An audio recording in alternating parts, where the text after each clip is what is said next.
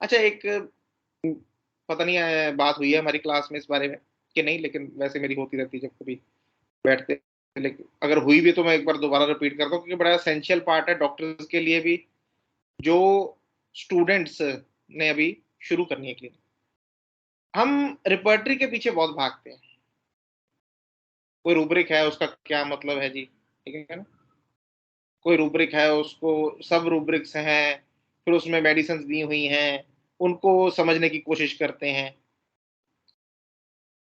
Repertory जो है, ये बेसिकली इंडेक्स है मटीरिया मेडिका का। एक आप इसको बस दिमाग में बिठा लीजिए ये बात, कि repertory is basically an index to materia medica, ठीक है। इंडेक्स का क्या फंक्शन होता है? इंडेक्स ये बताता है कि इस पेज के ऊपर ये चीज लिखी हुई है, जाके पढ़ लीजिए उसके बारे में। वो काम हमारी रिपर्टरी का है।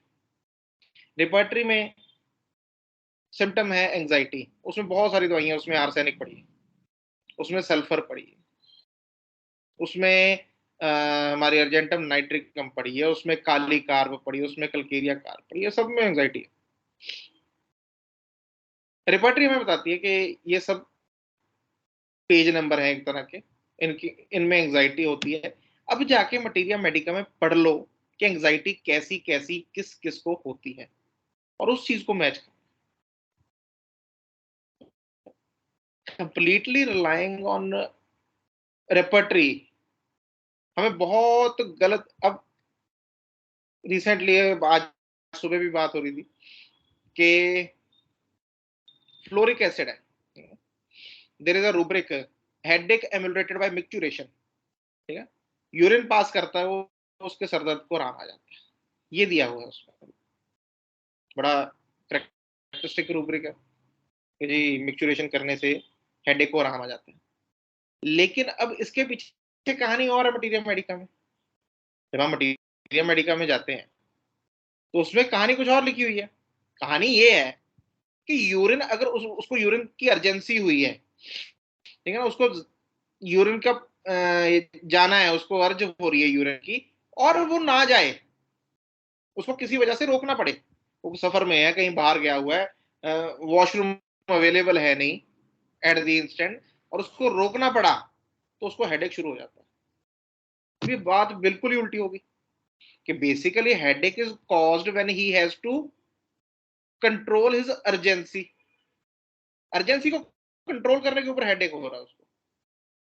लेकिन जब उसको रूब्रिक की फॉर्म दे देते हैं तो उसका एक मतलब, अब ऑब्वियसली जब उसको रोकने की वजह से, यूरिन को रोक मिक्चुरेशन को रोकने की वजह से हेडेक, तो पास करने पे तो अपने आप ही आराम आ जाएगा। लेकिन बात अब पूरी, और सिर्फ यूरिन से नहीं होता। अगर फॉर एग्जांपल उसको किसी दिन सुबह स्टूल ना पास हो, उसका एक रोज का टाइम है सुबह का, उसको स्टूल ना पास हो सुबह, then he the patient suffers whole day, या जब तक उसको पास नहीं हो जाती, नहीं उसको फ्लैचुलेंस होती है, उसको गैस्ट्राइटिस होना शुरू हो जाता है। सिमिलरली विद मेंसेस, जिस दिन आने हैं मेंसेस, अगर उस दिन ना आए, 2 दिन लेट हो जाए, तो 2 दिन सफरिंग में निकलते हैं वो। लेकिन उसका ये मतलब कि मेंसेस एमिल्यूरेट करते नहीं, मेंसेस के टाइम पे आने ना आने की वजह से उसको सफरिंग कॉज हुई। लेकिन ये जो पिक्चर है, ये आपको मटीरियल मेडिका में मिलेगा। एक है कि भाई दवाई डालो, उसके सब रूब्रिक आ जाते हैं जी वहां से। रूब्रिक एक, और बहुत ऐसी रूब्रिक है जिनमें मेडिसिन है ही नहीं, मटीरियल मेडिका में पड़ी है, ठीक है ना। पता नहीं कितनी ही एग्जांपल है ऐसी। When you go through material Medica, आप रिवर्स चेक करते हो रिपर्टरी में, तो रिपर्टरी में है ही नहीं वो। दूसरी चीज, एक और ऐसी एग्जांपल देता हूं मैं आपको। काली सेल्फ है, हम जनरली उसको लेते हैं कि it is a robust tablet. लेकिन आप देखो, मेरे ख्याल से है नहीं लेकिन रोबस्टनेस में। लेकिन मटीरियल मेडिका में इट इज गिवन एज ये एक रोबस्ट रेमेडी। एंटिम टार्ट है, उसमें वीकनेस जो है, हमने एंटिम टार्ट की टंग के बारे में बहुत पढ़ा है, उसके ऊपर लिखा भी हुआ है। लेकिन जब क्रॉनिक डिजीज में बात आती है एंटिम टार्ट देने की, क्रॉनिक डिजीज में, एक्यूट्स में नहीं, क्रॉनिक डिजीज में, तो weakness becomes the more prominent symptom जो डिस्क्राइब करता है एंटिम टार्ट को। ठीक है, वीकनेस रूब्रिक में पड़ी भी है एंटिम टार्ट, लेकिन एंटिम टार्ट की वीकनेस होती कैसी है, वो कैसे पता चलेगा हमें कि ये एंटिम टार्ट की वीकनेस? बड़ी कैरेक्टरिस्टिक होती है वो तो। Weakness is the first symptom जो शुरू होता है, तो पहला सिम्टम ही वीकनेस है। और कोई जनरली हम देखते हैं, पहले किसी को बुखार हुआ, पहले किसी को खांसी हुई, कुछ समय खांस रहा है, फिर धीरे धीरे करके वीकनेस डेवलप हो रही है उसको। एंटिम टार्ट में ऐसा नहीं, एंटिम टार्ट में weakness is the first symptom to develop, पहले वीकनेस होनी शुरू होती है, और उसी वीकनेस की वजह से जो रेटलिंग है ये बन जाती है। क्यों? वीकनेस इतनी होगी कि बाहर थ्रो आउट ही नहीं हो पा रहा, थ्रो आउट ही नहीं हो पा रहा वो, इवन थ्रू इतनी वीकनेस वॉमिट के थ्रू भी नहीं होता throw out. But that is basically due to the weakness of the system, जो सबसे पहले शुरू हो जाएगी। और अगर हमने मटीरियल मेडिका पढ़ा होगा, हम उसी टाइम उसको मेडिसिन दे सकते हैं ताकि वो उस स्टेज तक ना पहुंचे। ठीक है ना? तो एक हम जब ये स्टडी करते हैं केस टेकिंग की और इन सब चीजों की, आगे आगे हमने ये भी ध्यान देना है कि वो जो रूब्रिक्स के ऊपर डिपेंडेंसी है उनको सर्च करने की, इसका मतलब रूब्रिक का एक ही डेफिनेशन निकलेगी इंग्लिश में, आप जहां मर्जी डाल लीजिए,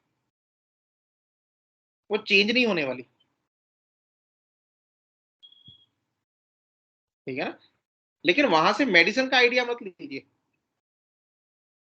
ठीक है, कुछ होंगे सिंगुलर रूब्रिक जहां से थोड़ा बहुत मेडिसिन का पता लग जाता है, बट स्टिल रूब्रिक्स बने तो मटीरियल मेडिका में सी है। हाँ, कभी कभी लगता है ये मटीरियल मेडिका ना पढ़ने में बोरिंग है, समझने में थोड़ी मुश्किल होती है, लेकिन जब तक हम पढ़ेंगे नहीं उसको, ठीक है ना, उसको इस तरह से पढ़िए कि उसमें से मजा आना शुरू हो जाए। जैसे हमने अभी बात की, एक करेक्टरिस्टिक है मटीरियल मेडिका में, आप चार दवाई, बहुत सारे कॉमन सिम्टम होंगे, लेकिन हमने मटीरियल मेडिका कैसे समझना कि वो एक दवाई दूसरी दवाई से अलग कैसे।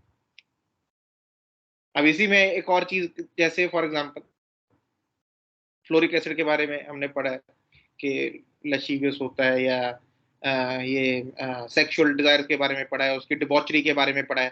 ठीक है ना? But then after this same maniac stage, ये जो इसकी मेनियक स्टेज है, उसके बाद एक स्टेज आती है जहां पे इन चीजों से लड़ लड़के वो थक जाता है। वो थकी हुई स्टेज जो है, ब्रेन की ओवर वर्किंग हुई हुई है, फिजिकल बॉडी की ओवर वर्किंग हुई है, अभी थकावट हो गई, उसके बाद वीकनेस आ गई है, इतनी डिबॉचरी के बाद, इतनी बिजनेसमैन, सिर्फ डिबॉचरी नहीं, अपने आप को और कहां पे यूटिलाइज करता है फ्लोरिक एसिड, कि ऐसे बिजनेसमैन जिन्होंने दिन रात एक कर दिया अपने बिजनेस को खड़ा करने के लिए, अपने बिजनेस को आगे बढ़ाने के लिए, वहां पे भी फ्लोरिक एसिड है।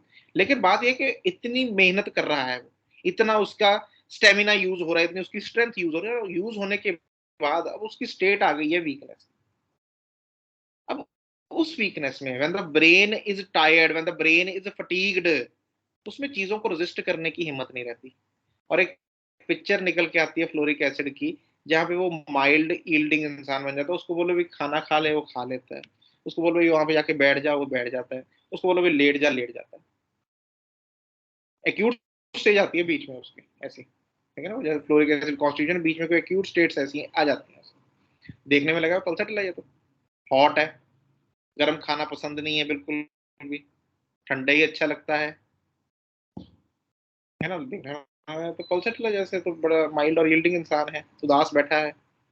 लेकिन पल्साटिल्ला की जो माइल्डनेस या यील्डिंग है, उसका जेनेटिक करेक्टर है, वो उसकी इनसिक्योरिटी में से आता है। यहाँ पे पेशेंट थक गया है, थक गया, वो थका हुआ है, उसके पास अब ये हिम्मत नहीं है कि वो दिमाग लगाए अपना, वो कोई ओपिनियन दे, वो चुपचाप बैठा है अपना, रेजिलियंस आराम है, कोई बात नहीं करनी, कोई पूछता है तो जवाब दे देता है, नहीं तो उसको कोई इच्छा नहीं है कि मैं अपनी तरफ से बात करूं। अब ये जो डिफरेंशिएशन है दोनों की, माइल्डनेस की, यील्डिंग की, या ये स्टेट की, ये हमारा मटीरियल मेडिका बताता है। रूब्रिक में पढ़ा होगा फ्लोरिक एसिड माइल्डनेस में, पल्साटिल्ला भी वहीं पे पढ़ी है, और बड़ी बार देख के हैरानी भी होती है, नक्सवामी का भी है माइल्डनेस में, हमने तो उसकी इरिटेबल एंग्री पिक्चर पढ़ी हुई है।